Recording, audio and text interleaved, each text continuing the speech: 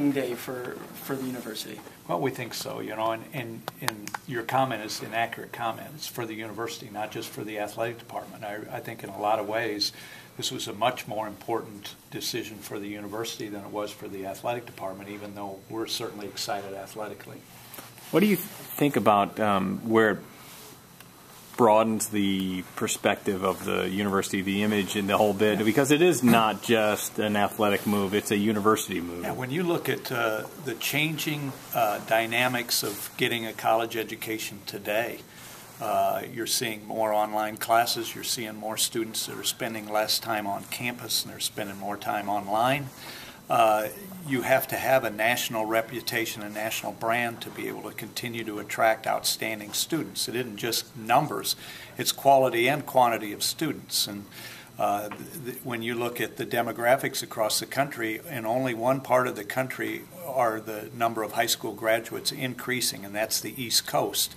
And so for Creighton University to be able to continue to have a very stable and solid and high quality student population, we need to have a better presence on the East Coast, and certainly this move assists the university very, very strongly. Did you ever think that this day would come?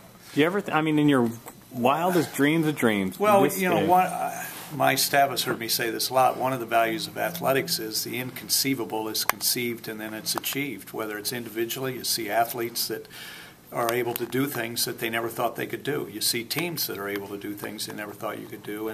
And when I first came to Creighton in 1980, we had a number of people who were very happy with the Missouri Valley, but they said, our real vision would be to be in a conference that is national caliber, private schools with similar faith-based missions, similar commitments to sports, and similar academic quality.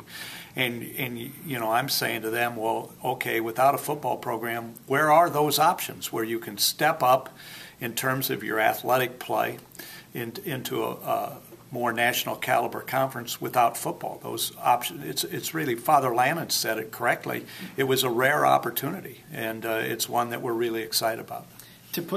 This is a university decision, but to put this basketball program amongst programs of that caliber, it's got to be a very satisfying feeling. Well, first of all, I think in changing of Division I athletics, we're seeing the media money for football have a dramatic effect on Division I athletics. The money is compelling, and so it's becoming more and more difficult for those schools that don't have a major college football program to be able to compete, not only compete in men's basketball, but compete across the board.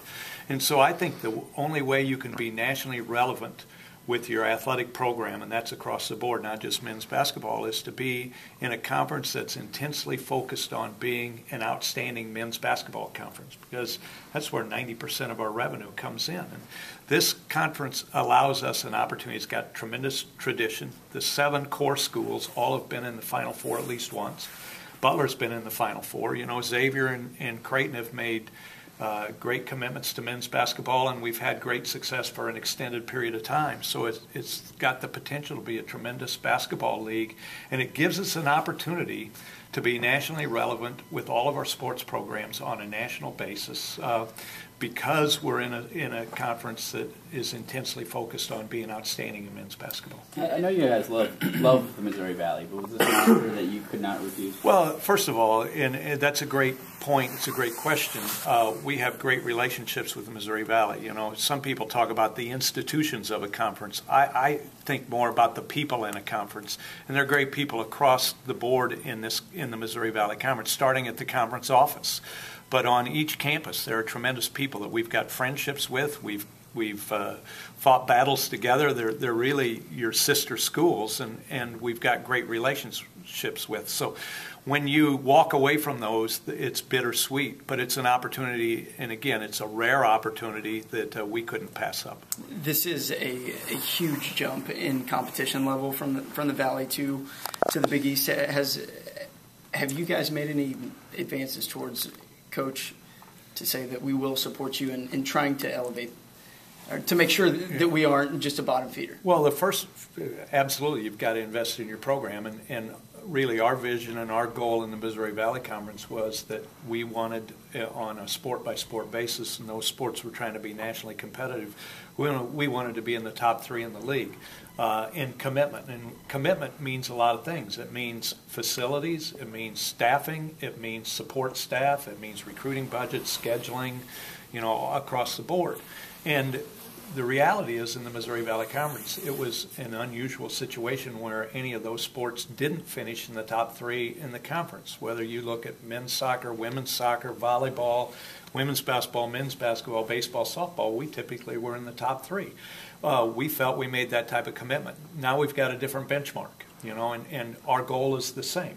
Our goal will be, in our sports that we're trying to be nationally competitive, to be in the top 3 in this conference, and that's in every sport. And when we say, it isn't that you just say it, you've got to walk the talk. So you've got to look at coaching staffs, you've got to look at facilities, you've got to look at support staff, you've got to look at recruiting and scheduling, and we've done some analysis of that, and we will continue to do so.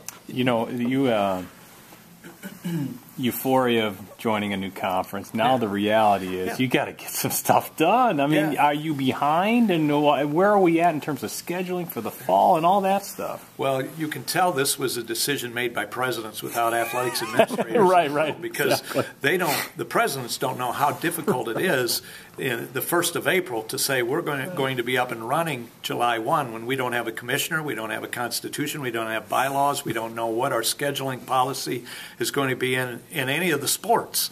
And so we've got a lot of things to do in a very short amount of time, yes. Do you think the fan base is ready for it? I'm just thinking of basketball here, that it's very possible to go from the dominant team in the Valley to maybe a middle of the pack type of road team? I hope our fan base isn't ready for that, because we're not ready for that. What we want to be is we want to be relevant. We want to be in the top 1/3 of the league across the board with every one of our sports. And we're not going to be tolerant of that until we get there. And so I don't want our fans to be that way either. I don't expect that they will be.